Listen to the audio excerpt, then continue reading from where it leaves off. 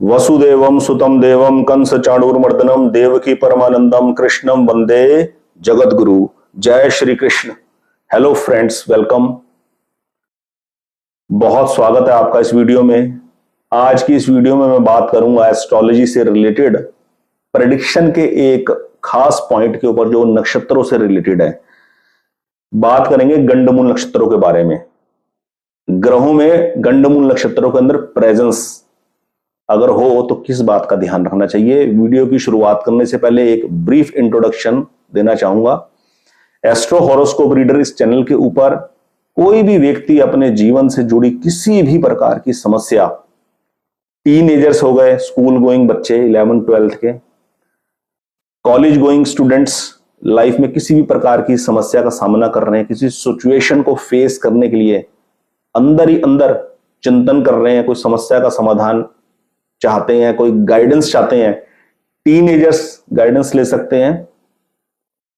कोई भी कपल जिन्होंने अभी मैरिड लाइफ में एंटर करना है, अभी मैरिज हुई नहीं है और मैरिज के लिए प्लान चल रहा है, वो किसी प्रकार की कोई गाइडेंस चाहते हैं लाइफ के बारे में।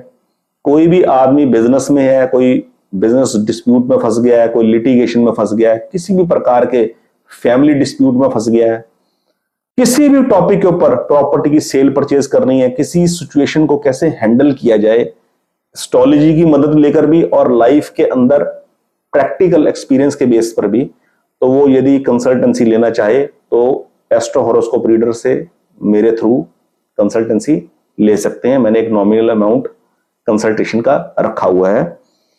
मेरी वीडियोस देखकर मेरी वीडियोस यदि आपको अच्छी लगती हैं, मेरी बातों में कोई सच्चाई आपको लगती है, तो आप इस बारे में कंसीडर कर सकते हैं। चलिए वीडियो की शुरुआत करते हैं। आज की वीडियो में मैं बात करूंगा प्रेडिक्शन से रिलेटेड नक्षत्र। 27 नक्षत्र होते हैं ज्योतिष में। अश्विनी से पहला नक्षत्र आरंभ होता है और रेवती पे खत्म होता है 27वां नक्षत्र। 28वें नक्षत्र अभिजीत नक्षत्र की भी चर्चा है, पर हम यहां 27 नक्षत्रों की मुख्यतः बात करेंगे। ये जो सीक्वेंस चलता है नक्षत्रों का, ये ऐसे चलता है, अश्विनी से शुरू होता है और नीचे की तरफ उसको लिखे जाते हैं 9 नक्षत्र नीचे की तरफ लिखे जाते हैं। अश्विनी, भरणी, कृतिका, रोहिणी, मृगशिरा, आर्द्रा, पुनर्वसु, पुष्य, अश्लेषा। तो ये शुरू का नक्षत्र और ये एंड का नक्षत्र लाइन का, इनको गंडमूल का नक्षत्र बोला जाता है। ठीक है। फिर अश्विनी के बाद ये अश्लेषा के बाद शुरुआत होती है मघा से। मघा, पूर्वा फाल्गुनी, उत्तरा फाल्गुनी, हस्त, चित्रा, स्वाति, विशाखा, अनुराधा, ज्येष्ठा हो गया। फिर आता है मूल, पूर्वाषाढ़ा, उत्तराषाढ़ा, श्रवण, धनिष्ठा, शतभिषा, पूर्वा भाद्रपद, उत्तरा भाद्रपद, रेवती।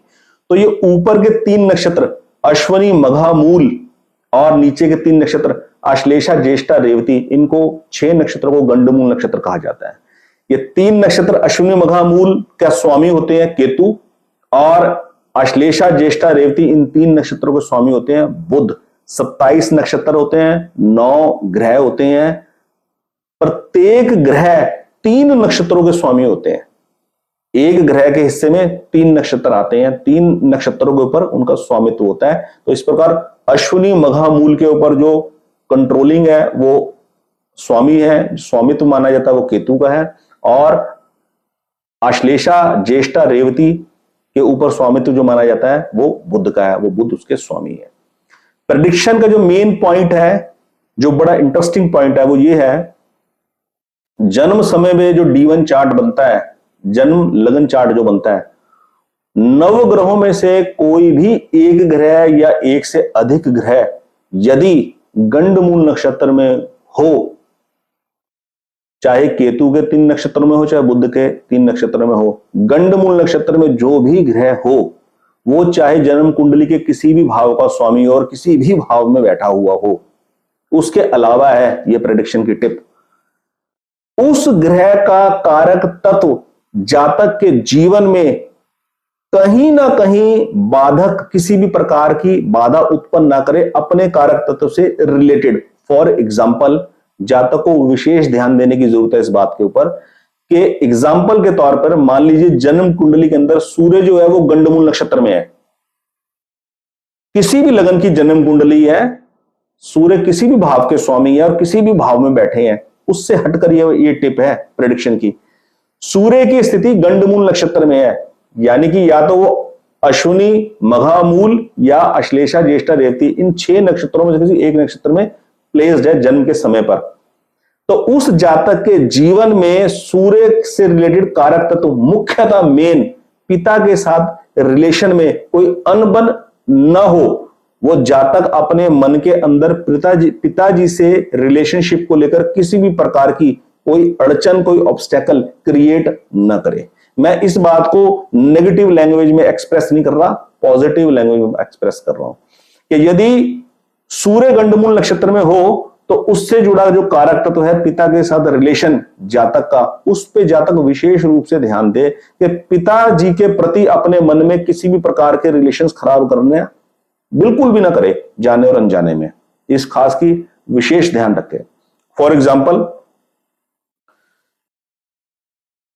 मंगल गंडमूल नक्षत्र में है तो मंगल कारक है पराक्रम के, मंगल कारक है आक्रोश के, एनर्जी के, फिजिकल एनर्जी के कारक है मंगल। यदि मंगल गंडमूल नक्षत्र में है, इस बात का खास ध्यान रखें कि आपका आक्रोश, आपके बोलने का तरीका, किसी टॉपिक को रेज करने का तरीका आपके लिए कोई इशू ना बन जाए।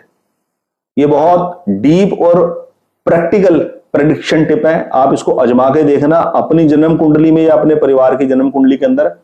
जो भी जिनकी भी हॉरोस्कोप बने हुए हैं, जो भी ग्रह गंडमूल नक्षत्र के अंदर होगा उसके कारक तत्व से रिलेटेड जीवन के किसी ना किसी स्टेज के ऊपर आदमी कुछ ऐसा काम में फंसने का या ऐसी सिचुएशन सामना करने की नौबत आ सकती है कि वो उसके लिए एक चैलेंज खड़ा कर देगी।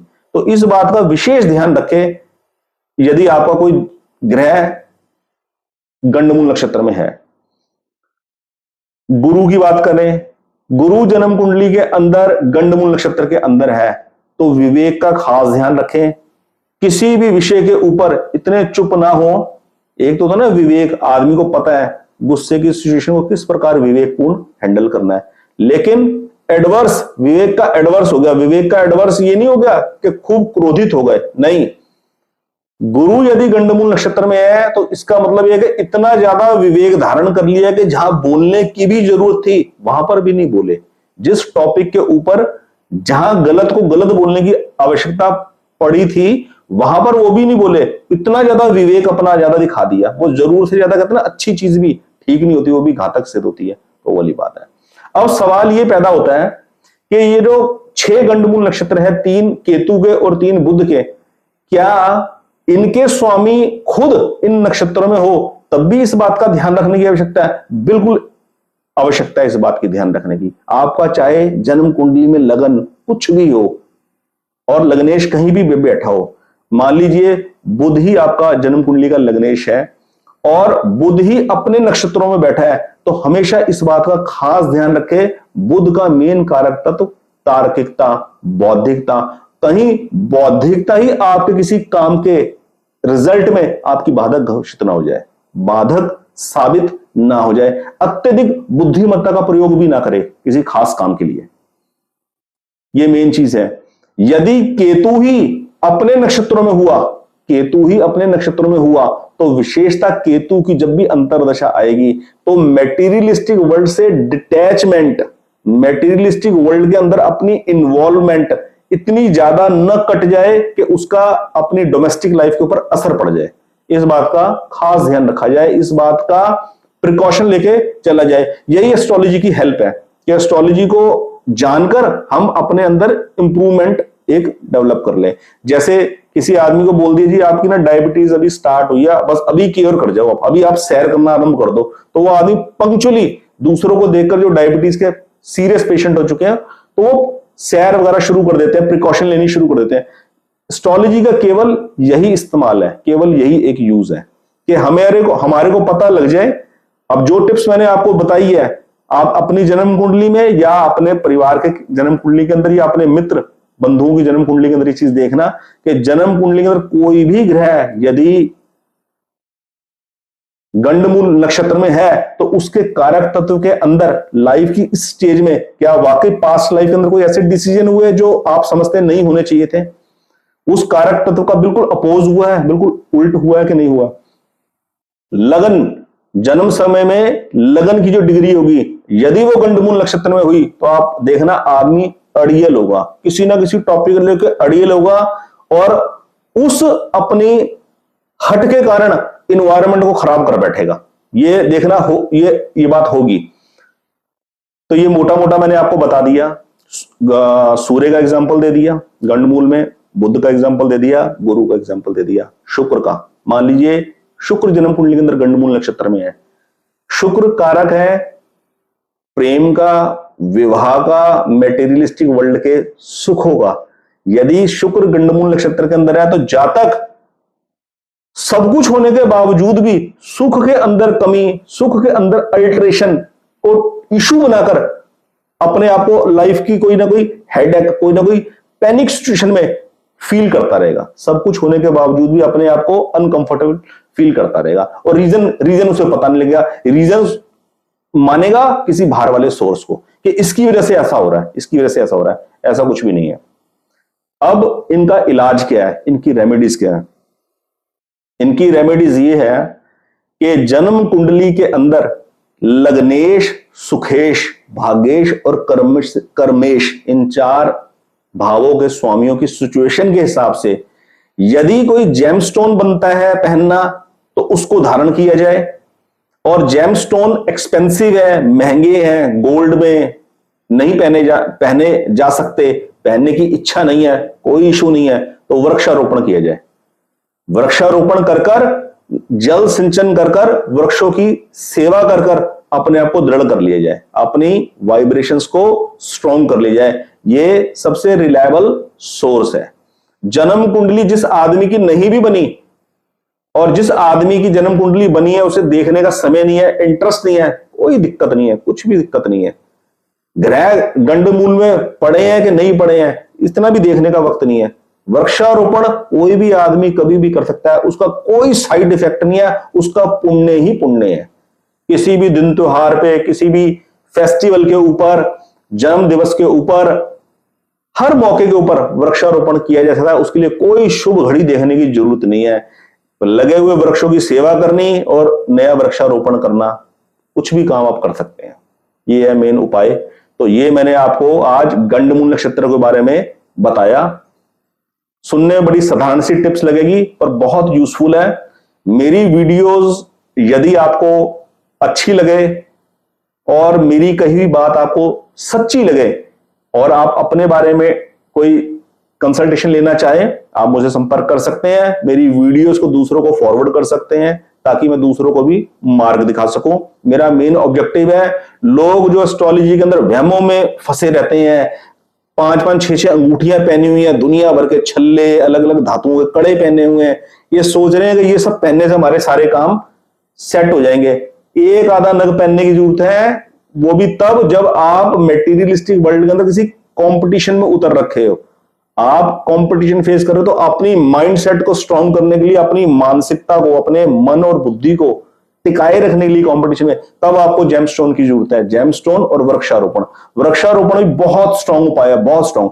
जैसे वृक्ष जड़े पकड़ के मजबूती से पकड़ लेता ना, वैसे वो वृक्षारोपण होने के बाद ना आपकी वाइब्रेशन ऐसी स्ट्रांग बन जाती है, पॉजिटिव। तो आज की इस वीडियो में इतना ही। बहुत बहुत धन्यवाद। फिर कल वीडियो लेकर आएंगे नई। जय श्री कृष्ण।